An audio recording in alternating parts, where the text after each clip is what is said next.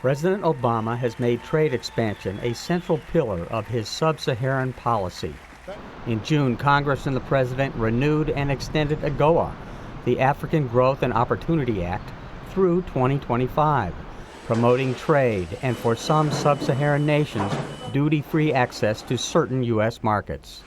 President Obama addressed the African Union in July. So many Africans have told me, we don't want just aid, we want trade that fuels progress.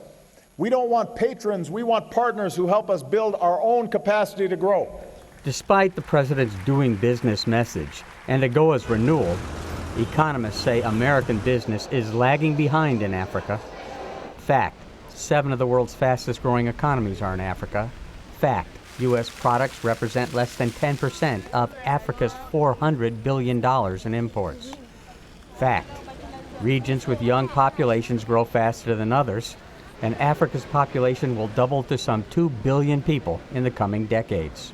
Patrick Griswold has done business in Africa for many years. That Africa will be responsible for the majority of economic growth on the planet for the next 2 to 3 decades.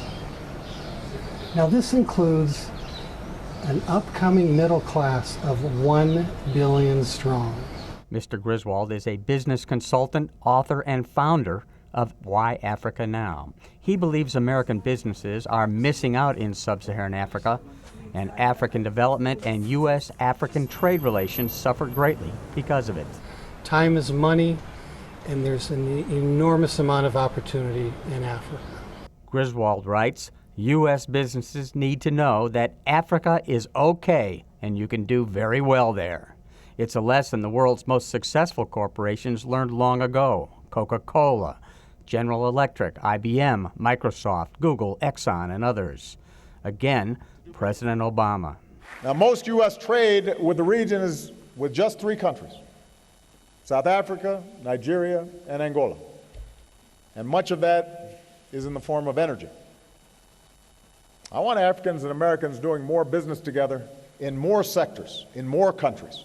I want to encourage everybody to do business with Africa. Like the U.S. President, Patrick Griswold encourages everybody, large and small, to do business with Africa. His message for Africa's young entrepreneurs: don't wait for anybody to knock on your door, be proactive. And his message for American business: time is money, and today's growth opportunities are on the African continent. Paul Sisco, VOA News.